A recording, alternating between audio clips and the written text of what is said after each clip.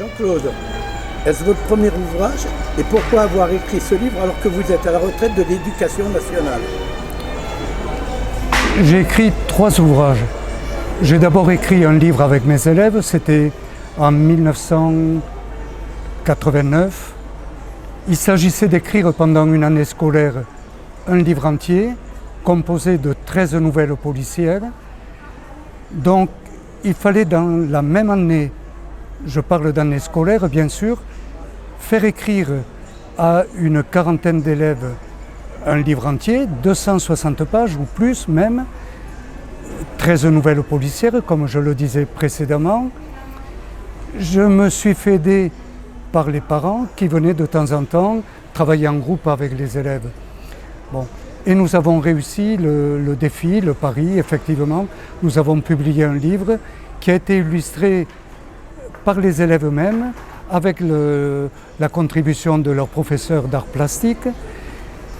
Ça a été mon premier ouvrage, donc, qui s'appelait La mort est un songe, qui a été vendu à la Comédie du Livre en 1989.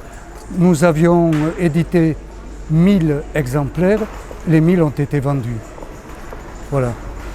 Ensuite, j'ai écrit un livre en 1990 qui s'intitulait L'enfant au tablier noir. Il s'agissait de tracer en quelque sorte le vécu d'une personne qui était venue se faire soigner à Montpellier d'un cancer par le professeur Joyeux, mais qui savait très bien que sa vie allait être bientôt achevée. Et à ce moment-là, comme il n'a pas pu vraiment écrire son propre livre, c'est moi qui ai écrit ce livre à sa place. Je le lui avais promis, je l'avais écouté pendant de longs mois, j'avais pris des notes. Voilà, j'ai écrit ce livre pour répondre à son attente et pour que sa famille garde le souvenir de cet homme extraordinaire. Le titre, c'est L'enfant au tablier noir, tout simplement parce qu'il était de l'assistance publique et à l'époque, les enfants de l'assistance publique étaient distingués des autres élèves en portant un tablier noir. Et là, je viens d'écrire un livre, Peau noire, qui traite en quelque sorte un peu de la vie privée des prêtres dans une grande ville du sud-est de la France. Voilà un peu ce que je pouvais vous dire. Alors, pourquoi j'écris ce livre à présent, alors que je suis à la retraite de l'enseignement? Tout simplement parce que, jeune prêtre à l'époque, j'avais pu parler à mon évêque et lui dire un peu ce que j'avais pu constater comme jeune prêtre de la vie de mes aînés. Et à ce moment-là, ça n'avait pas du tout plu à la hiérarchie et on m'avait demandé de me taire. J'avais dit qu'un jour j'écrirais, j'ai attendu d'être à la retraite pour pouvoir écrire ce livre. Voilà, c'est chose faite et actuellement il est en vente ici à l'Intermarché de Lunel. Alors si on parle de ce livre, de qui et de quoi est-il question dans votre roman et pourquoi avoir choisi ce titre, Peau noire au pluriel? Oui. Alors, vous avez parlé de roman, effectivement, même si je m'appuie en quelque sorte sur des choses que j'ai pu vivre, jeune prêtre, que j'ai pu voir, que j'ai pu entendre, que j'ai pu deviner, j'ai tenu à ce que ce ne soit pas entièrement un texte autobiographique. J'ai romancé les choses, je les ai resituées dans un autre contexte.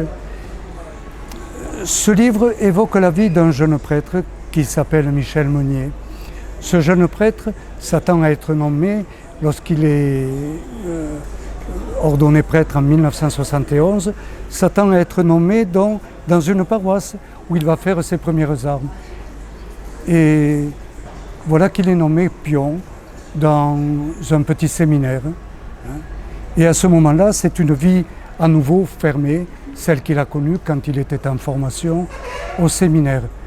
En fait, il y a pas mal de prêtres qui sont dans cette institution, mais on ne lui a réservé aucun travail avec les élèves, sinon à surveiller les dortoirs, à surveiller les classes. Et voilà qu'il déprime. Au moment des vacances, à Noël plus particulièrement, il se retrouve seul au petit séminaire. Et à ce moment-là, lui prend l'envie de sortir en ville, de découvrir un peu le monde qu'il ne connaît pas du tout.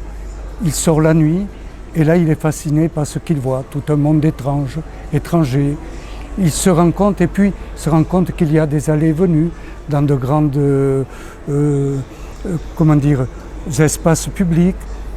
C'est là qu'il voit aussi des aînés dans le sacerdoce qui viennent. Il essaie de comprendre ces va-et-vient et il comprend que ce sont des lieux de rencontres gays. Et il va fasciné un peu par ce qu'il découvre, vouloir en savoir plus. Et effectivement, il découvre un peu la vie cachée de certains de ses aînés, plus particulièrement d'aînés qui ont des tendances homosexuelles. Bon.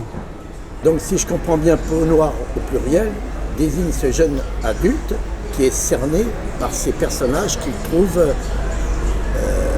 sur son chemin. Oui. Alors, Peau Noire fait allusion surtout à la soutane que ce jeune prêtre a pu porter alors qu'il était encore au séminaire. C'était l'époque encore où on pouvait porter la soutane, où souvent on l'apprenait alors même que nous n'avions pas terminé les études de théologie. Donc cette peau noire, il la porte avec fierté, mais tout d'un coup il la porte un peu, il se sent, avec une tenue désuète qui n'est plus d'époque. Et il la porte un peu à la fois comme quelque chose dont il est fier, mais comme un peu une camisole de force, quoi. Voilà. Et Peau Noire fait allusion aussi à la vie de ce jeune prêtre où à un moment donné, il va plus ou moins tomber amoureux d'une jeune africaine. Donc Peau Noire, au pluriel, évoque à la fois cette seconde peau, la soutane, et puis cet attrait pour la peau noire, pour la femme africaine. Et puis Peau Noire fait allusion aussi peut-être à la culpabilité de ce jeune prêtre qui va quitter l'institution et il se sent sale quelque part. Il n'a pas été fidèle à ce pourquoi il s'était engagé. Et pour lui, il sent une certaine noirceur qui l'entoure. D'où cette triple signification de Peau Noire. La soutane, la femme africaine, la culpabilité. S'il y a un passage du livre dont je voudrais parler, c'est le moment où le jeune prêtre Michel Meunier rencontre son évêque. Un passage qui est certainement proche de l'autobiographie. C'est-à-dire, ayant constaté que certains de ses aînés se rencontraient le soir dans des lieux de rencontres gays, ayant pu discuter avec eux et savoir que tout ce qui était gay dans le sacerdoce ne se rencontrait pas là, mais allait certainement dans d'autres lieux, il a voulu s'ouvrir à son évêque pour dire voilà ce que j'ai vu, ce que j'ai cru comprendre, voilà ceux aussi qui me taraudent, c'est-à-dire je sentais que moi aussi je pouvais peut-être être attiré par la sexualité. Et à ce moment-là, l'évêque l'a traité de menteur. L'évêque lui a dit de toute façon de se taire, sinon il serait cause de scandale. A fait semblant de ne pas le croire. Et ce jeune prêtre, vraiment choqué par ce refus d'être entendu, d'être écouté, d'être compris, d'être conseillé, a pu dire à son évêque « Mais si vous m'interdisez de parler, un jour j'écrirai. » Et ce jeune prêtre, il y a une part de moi-même, bien sûr. À un certain moment, j'ai arrêté le ministère. J'ai été professeur pendant une trentaine d'années. J'ai attendu d'être à la retraite pour pouvoir écrire librement. Voilà. En quelques mots, quel est le message que vous désirez délivrer et pensez-vous qu'il sera entendu surtout ? Le message que je voudrais délivrer, c'est le suivant. C'est-à-dire que je me rends compte, parce que je connais bien mes amis prêtres, j'ai pu discuter avec eux, je les ai vus vivre sur un long temps. C'est-à-dire que le prêtre n'est pas un surhomme. Le prêtre fait promesse de célibat, fait promesse d'obéissance à ses supérieurs, mais il est comme tout homme avec des désirs il est comme tout homme avec un attrait pour le sexe opposé ou parfois même, comme je viens d'en parler, pour le même sexe. Hein. Je me suis rendu compte que finalement, il y avait plus qu'on ne le pensait de prêtres qui avaient du mal à assumer leur chasteté ou leur sexualité, alors que l'Église fait penser le contraire. Et je me suis rendu compte au fil des années que les prêtres qui étaient homosexuels, pour des tas de raisons, peut-être pour la formation qu'ils avaient eue, peut-être quelque chose qui vient de très loin, de leur enfance, peu importe. Mais ce que j'ai voulu montrer, c'est en quelque sorte la dureté de l'institution qui pouvait, parce que ces prêtres homosexuels ne sortaient pas avec des femmes, on pouvait les garder dans l'institution. Par contre, de jeunes prêtres qui s'attachaient à une femme, eh bien à ce moment-là, très rapidement, on leur donnait des consignes bien précises de ne pas se montrer avec les femmes, ou bien tout simplement de quitter le ministère. Ce qu'ont fait pas mal de mes amis. Et je me disais, mais quel gâchis entre ces prêtres qui vivent une double vie, ces prêtres que l'on exclut parce que tout d'un coup ils découvrent en quelque sorte leur désir qui peut s'afficher, qui peut se concrétiser. Je me suis dit, quel gâchis. Et c'est pourquoi j'ai voulu parler. Et d'autre part, je me rends compte que l'Église propose aux homosexuels des choses qui me paraissent carrément impossibles.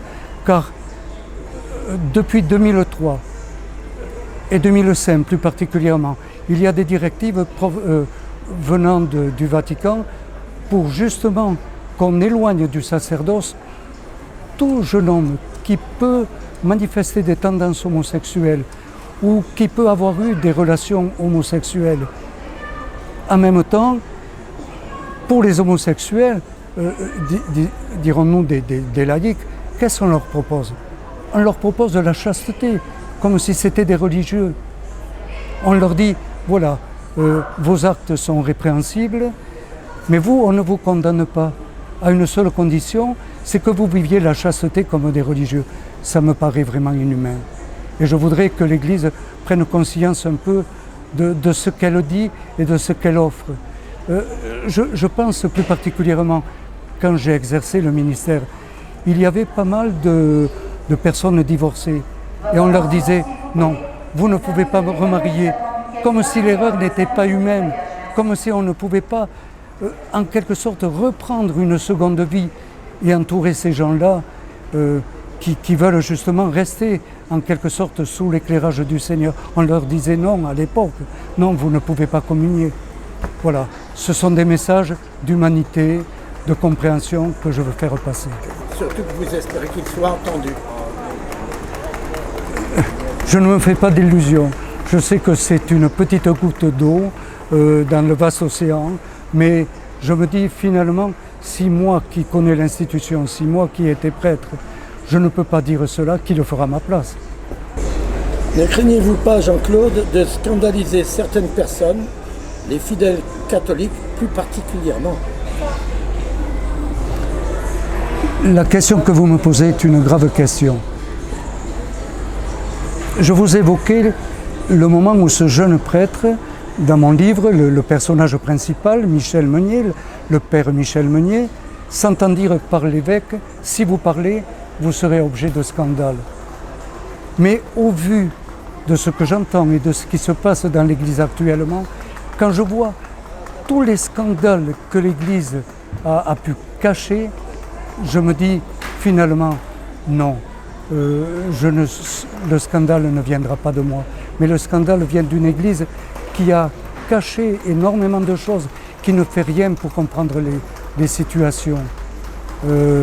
Mais c'est vrai que ce que je peux dire, ce que je peux écrire, peut heurter pas mal de fidèles. Mais je me dis moi-même, j'ai été ce jeune prêtre qui a été heurté parce qu'il a vu, parce qu'il a entendu. Donc je peux comprendre que ces personnes soient heurtées par ce que je dis. Mais je ne fais pas avec le plaisir, en quelque sorte malsain, de vouloir faire le scandale. Je veux enfin qu'une vérité soit entendue. Oh, une petite vérité, ma vérité, parce que la vérité est toujours individuelle. C'est un point de vue Et je peux comprendre le point de vue de ceux qui sont aussi offensés par ce que je peux dire. Comment votre livre est-il diffusé et savez-vous s'il intéresse vraiment un large public?